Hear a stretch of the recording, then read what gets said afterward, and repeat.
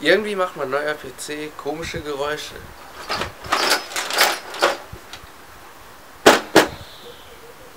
Ich weiß nicht wieso.